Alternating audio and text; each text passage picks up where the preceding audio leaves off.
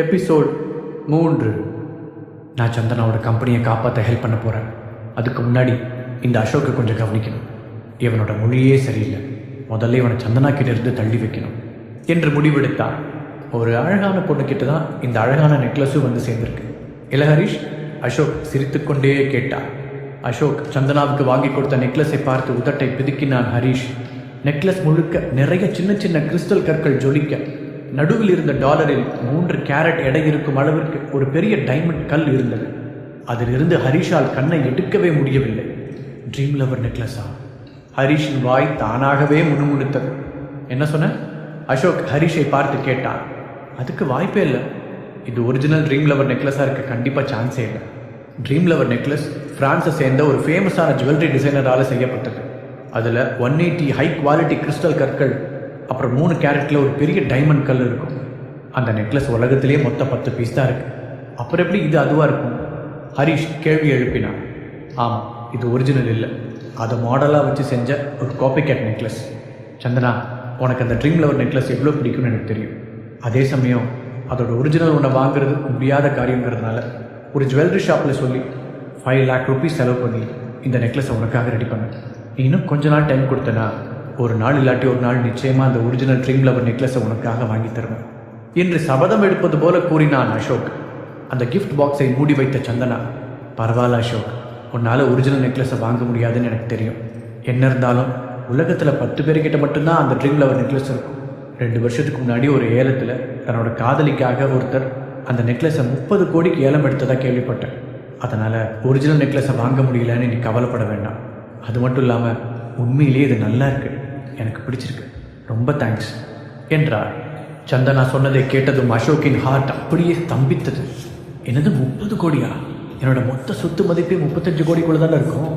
கன்ஃபார்மாக என்னால் அதை இவளுக்கு வாங்கித்தரவே முடியாது மனதிற்குள் நினைத்த அசோக், அந்த ட்ரீம் லவர் நெக்லஸ் உண்மையிலேயே ரொம்ப காஸ்ட்லி போல என்று கூறிவிட்டு கஷ்டப்பட்டு சிரித்து வைத்தார். அதற்குள் சந்தனாவிடம் வந்த ஹரிஷ், சந்தனா, அந்த நெக்லஸை கொடு, நான் கொண்டு போய் அதை வீட்டில் வைக்கிறேன்.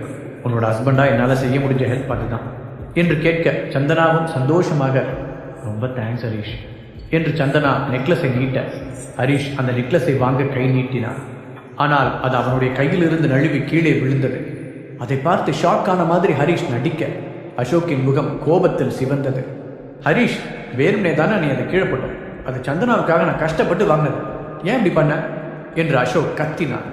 அதே நேரத்தில் அவர்களை சுற்றி சந்தனாவுடைய ஆஃபீஸ் ஸ்டாஃப்ஸ் நிறைய பேர் நிற்பதை ஹரிஷ் கவனித்தான். அப்போது ஒரு பெண் இன்னொரு பெண்ணிடம், சந்தனா மேடம் ஏன் இப்படி ஒருத்தனை கல்யாணம் பண்ணாங்கன்னு தெரியல, கண்டிப்பாக அவங்களோட ரேஞ்சுக்கு இவனை விட பெட்டராக ஒருத்தர் அவங்களுக்கு கிடைச்சிருப்பாங்க என்று கிசுகிசுப்பான குரலில் கூறினார். அது சந்தனாவிற்கும் கேட்டது. இது கண்டிப்பாக ஒரு ஆக்சிடென்ட் தானே நம்புறேன். ஹரி, நீ ஒன்று இதை வேணும்னு செய்யலையே சந்தனா ஹரிஷிடம் கேட்டார். பதிலுக்கு ஹரிஷும் கோபத்துடன், இப்படி நடந்ததுக்காக கண்டிப்பாக நான் சாரி கேட்க மாட்டேன்.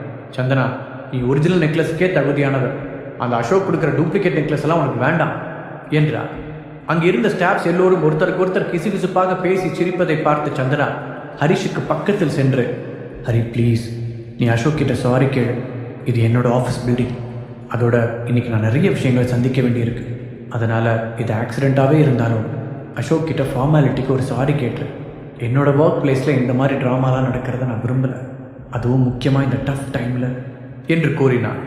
அவளிடம் மெதுவாக தலையாட்டிய ஹரிஷ் அசோக்கிடம் திரும்பி, என்னோட ஒய்ஃபுக்காக நீங்கள் வாங்கி கொடுத்த அந்த நெக்லஸை நான் கீழே போட்டதுக்கு சாரி என்று ஒரு போலியான மரியாதையுடன் கூறினார். ரொம்ப தேங்க்ஸ் ஹரிஷிடம் சொன்னாள் சந்தனா. பின்பு ஹரிஷ் அசோக் இருவரையும் பொதுவாக பார்த்து, இப்போ எனக்கு லேட் ஆகுது, ஸோ நான் போகணும். 2 பேருக்கும் ரொம்ப தேங்க்ஸ், நான் அப்புறமா அவங்க கூட பேசுகிறேன் என்று கூறிவிட்டு அங்கிருந்து வேகமாக சென்றார். அவள் லிஃப்டில் ஏறும் வரை பொறுமையாக பார்த்து கொண்டிருந்த ஹரிஷ் அதன் பிறகு கீழே குனிந்து அந்த நெக்லஸை எடுத்து அசோக்கின் மேலே எறிந்தார். அதிர்ச்சியான அசோக் சுதாரித்து அதை பிடிக்கும் முன் அந்த நெக்லஸ் மீண்டும் கீழே விழுந்தது. அதிலிருந்த போலியான டைமண்ட் கல் தனியாக பிரிந்து தரையில் உருண்டு ஓடியது. பின்னால் கத்திக்கொண்டிருந்த அசோக்கை கண்டுகொள்ளாமல் ஹரிஷ் தன்னுடைய பைக்கை எடுக்கச் சென்றார். டேய் நில்லு, நான் கத்துறது உனக்கு கேட்குதுன்னு எனக்கு நல்லா தெரியும், இப்போ நிற்க போறியா இல்லையா? பின்னால் ஓடி வந்து ஹரிஷை பிடித்து நிறுத்தினான் அசோக். இந்த நெக்லஸ் நீ நினைக்கிறத விட அதிகமான வேல்யூ இருக்கிற ஒன்று, அதை போய் நீ உடைச்சிட்ட. பாவம் சந்தனா, அவளுக்கு நல்லதாக ஏதாவது கிடைச்சா அதையும் நீ விட மாட்டேல்ல? அசோக் கடுப்பாக கேட்டான். அவனை திரும்பி கண்களில் தீயுடன் முறைத்த ஹரிஷ், உனக்கு 3 விஷயம் சொல்லிக்கிறேன். பாயிண்ட் 1, சந்தனா என்னோட ஒய்ஃப். நீ அவகிட்ட இருந்து தள்ளி இருக்கிறது தான் உனக்கு நல்லது என்று கூறிவிட்டு அவனுடைய பைக்கை எடுத்தான். பைக்கை ஸ்டார்ட் செய்வதற்கு முன்பு அசோக்கை பார்த்த ஹரிஷ், பாயிண்ட் 2, என்னோட ஒய்ஃபுக்கு கிஃப்ட் வாங்கி கொடுக்கறது என்னோட வேலை. அதனால் இன்னைக்கு நைட் நான் உண்மையான ட்ரீம் லவர் நெக்லஸ் என்னோட ஒய்ஃபுக்கு வாங்கி தரப்போகிறேன். என்னோட ஒய்ஃப் கண்டிப்பாக ஒரிஜினலுக்கு தகுதியானவர். அது அவளோட புருஷன் நான் தான் வாங்கி தருவேன். நீ வாங்கி தரணும்னு அவசியம் இல்லை. அழுத்தம் திருத்தமாக சொன்னவன், பாயிண்ட் 3, நீ கொஞ்சம் நகரு, வெளியே போகிற வழியை அடைச்சிட்டு நிற்கிற என்று அலட்சியமாக கூறினான். நல்ல கனவுக்காங்கிற, உன்னால் உருப்படியாக ஒரு கார் கூட வாங்க முடியல. நீ அவளுக்காக 30 கோடி ரூபா நெக்லஸை வாங்கி தர போறியா? நீயே ஒரு பெரிய லூசர்.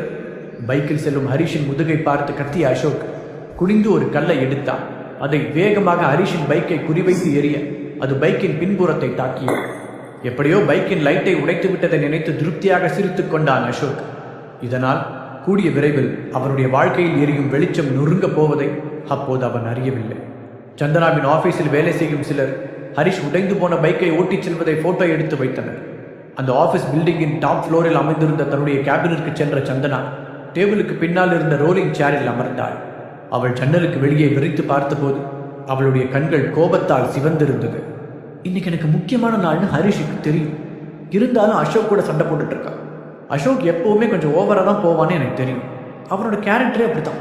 அதுவும் இல்லாமல் ஒரு இன்வெஸ்டர் கூட்டிகிட்டு வரேன்னு அசோக் ப்ராமிஸ் பண்ணியிருந்தான். இப்போதைக்கு அவனோட ஹெல்ப்பை என்னால் மறுக்க முடியாது. கம்பெனியை காப்பாற்ற கண்டிப்பாக அவனோட உதவி தேவை. இப்போ ஹரிஷ் வேறு அசோக்கை ஹர்ட் பண்ணிட்டதால அசோக் அவன் சொன்ன அந்த இன்வெஸ்டரை கூட்டிகிட்டு வருவானானே தெரியல. அப்படி சப்போஸ் அவன் கூட்டிகிட்டு வரலனா அந்த 4 கோடி ரூபாய்க்கு நான் என்ன தான் பண்ண போகிறேன்? கவலையுடன் யோசித்தாள் சந்தனா. அப்பொழுது அவளுடைய ஃபோன் ரிங் அடிக்க ஸ்க்ரீனில் ஹரிஷுடைய பெயர் தெரிந்தது. எடுத்து ஆன் செய்தவள் கீழ் உதட்டை கடித்துக்கொண்டே, இப்போ உங்கூட பேச எனக்கு விருப்பம் இல்லை ஹரிஷ் என்று கூறினாள். சந்தனா, கொஞ்ச நேரத்துக்கு முன்னாடி நடந்ததுக்கு சாரி. நீ எவ்வளோ ஸ்ட்ரெஸ்டாக இருக்கேன்னு எனக்கு தெரியும். நான் தேவையில்லாமல் அந்த அசோக்கை பார்த்து அப்படி டென்ஷனாக இருக்கக்கூடாது தான்.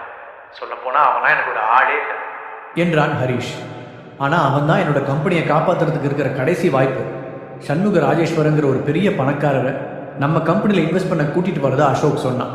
அவங்கள பற்றி நீ கேள்விப்பட்டிருக்கியான்னு கூட எனக்கு தெரியல. அவங்க நம்ம ஸ்டேட்லேயே பெரிய பணக்கார பிஸ்னஸ் ஃபேமிலியில் ஒரு ஃபேமிலி.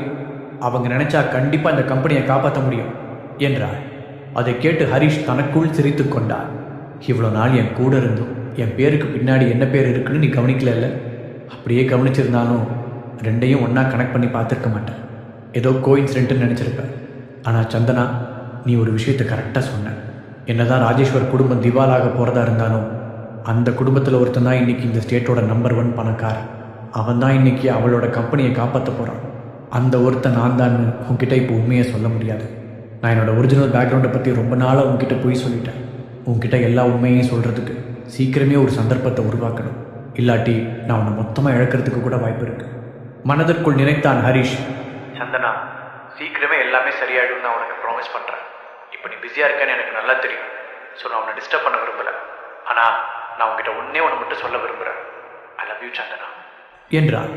சந்தனாவின் கண்களில் அவளையும் அறியாமல் கண்ணீர் வழிய, எனக்கு தெரியும் என்று பதிலளித்தாள். ஃபோனை கட் செய்த ஹரிஷ், சந்தனாவை திரும்பவும் பழைய மாதிரியே என்னை லவ் பண்ண வைக்க போகிறேன். இது கண்டிப்பாக அவளோட தப்பு இல்லை, என்னோட தப்பு தான். எல்லாத்தையும் இழந்துட்டோங்கிற கவலையில் நான் என்னையே மறந்துட்டேன்.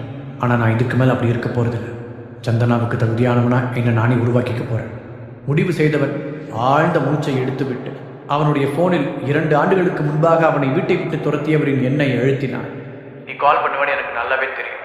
ஒரு வயதானவரின் கம்பீரமான குரல் அந்த பக்கம் கேட்டது.